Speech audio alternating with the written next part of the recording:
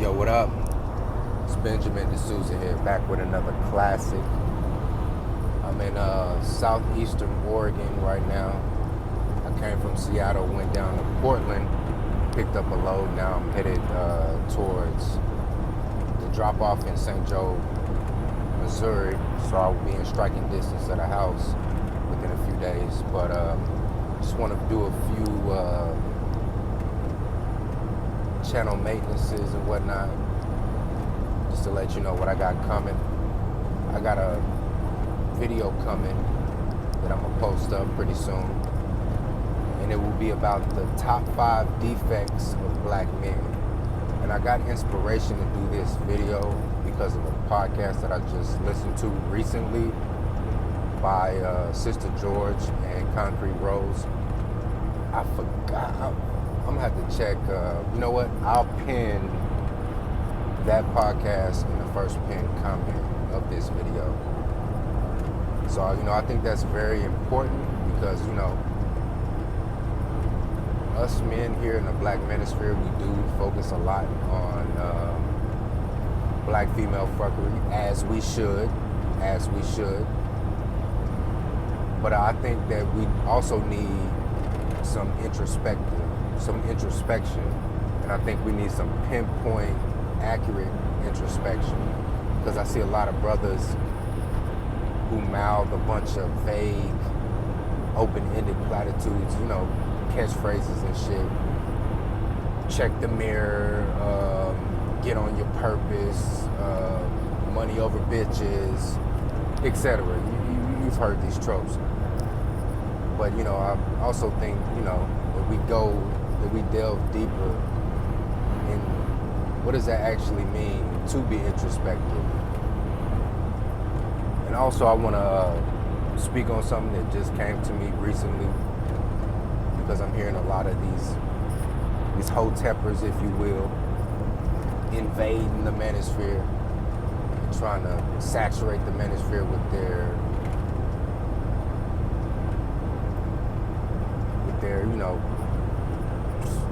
grandiose, I wouldn't say so much grandiose, but just their fear-mongering tactics and whatnot.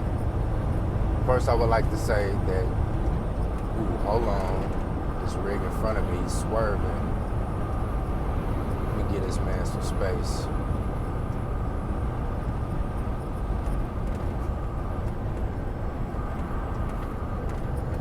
All right, I would like to say first and foremost that yes, white supremacy is a real thing, and it is a major concern with us brothers. It truly is.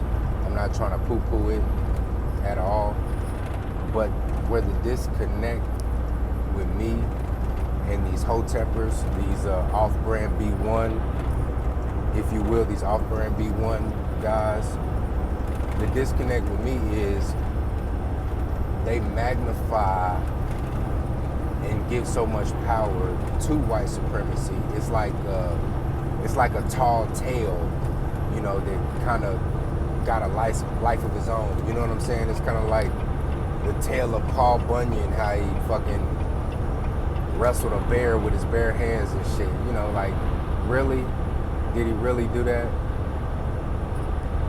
Possibly, but you know how these tall tales and these myths kind of grow a life of their own. And that's what I think they essentially did with this whole white supremacy thing. Because look, it's like this. In the game of chess, right, you got different pieces on the board, and each piece has a different attribute, The everyday rank and file, racist, bigoted, MAGA hat wearing, Budweiser drinking, Confederate flag waving, pickup truck driving, flannel shirt with the sleeves cut off rocking, tobacco chewing, cowboy. Well, you get the idea. The average rank and file caricature of bigoted white supremacists is like a pawn on the chessboard, Can that pawn on that chessboard inflict damage upon you? If you're not mindful of it, yes, it can, I don't think that us thinking black men should be so so willy-nilly and so diddy-bopping about that we're not mindful of these lower level pawns that are on the chessboard of the United States of America. We should be mindful of them, but we should also be cognizant of the fact that these are just pawns. They're just pawns. And what a lot of these off-brand B1 guys are doing, they're attributing queen, bishop, rook attributes to a pawn, you know? Now, the real power brokers in this whole, cabal of white supremacy, man, them dudes, you couldn't even touch them, man.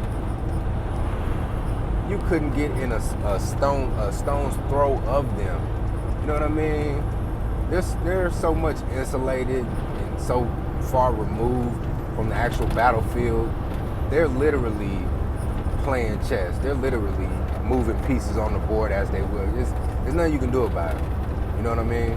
But what you can control is your immediate environment and those whom you come in proximity of.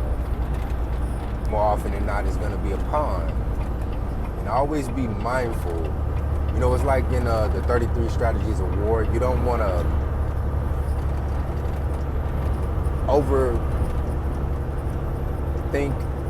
things to the point to where you start attributing additional attributes to an adversary that they don't possess. You know what I'm saying? If you're dealing with a pawn, be mindful that you're dealing with a pawn. You know? Do it big and let the small fall under that. You feel me? It's like, you know, I use examples of my everyday life, what I do as a commercial truck driver.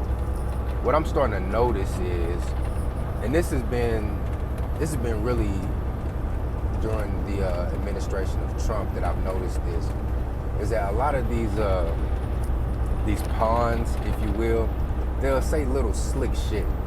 They'll speak fast and then they'll speak it with a slur, but they'll call, you know, as their voice, you know, with their voice inflection kind of slurred to where you can't fully make out what they're saying. But on the slick, they're calling you a racial epithet type of deal. You know what I'm saying? You get what I'm saying? And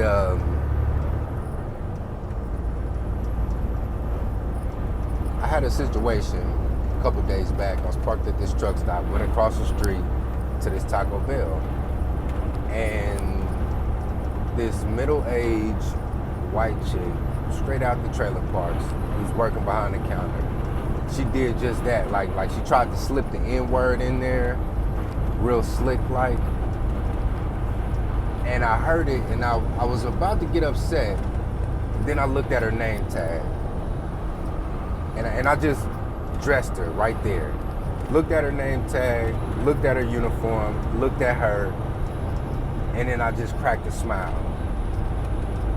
and kind of gave her a smirk like, huh, and just went on about my day. Because she's a pawn.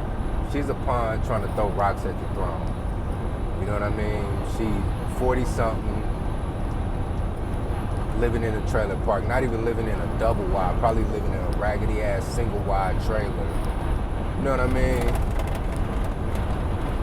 Working at a fast food joint. How the fuck you 40 years old and you're working at a fast food joint? I can understand if you're a manager there, but you're just a rank and file employee at a fast food joint. You have had to make some major mistakes, you know? But that's just me being mindful of whom I'm dealing with. And that has a lot to do with self-awareness, which I will be speaking on in this new video that I will be posting either today or tomorrow as it pertains to the top 5 defects of the black man. So stay tuned with that. Also, if you've been noticing, I'm kind of changing the theme of my channel as of late. But a lot of the videos that I've posted, it's been like a Black Panther theme. And I did that because as far as black folks are concerned, that's the most recent and most relevant pop culture reference to black royalty. And and I do want to do a in-depth analysis on royalty and having a royal mindset, what all that entails, you know. But I don't want to just fly off the. I just don't want to freestyle that. I gotta prepare that and, you know, get it just right. Majority of my videos, man, like this one, I just gather my thoughts, load up the clip, hop out the load, and let it rip, you know, just off the top of the dome. But certain videos that I feel have real importance, well, all the shit that I spit is real important, but you get what I'm saying. I feel that I need to get my ducks in a row and really prepare and really make a home-cooked meal, you feel me? But yeah, man, that's all I got, man. This is chess, man, not checkers.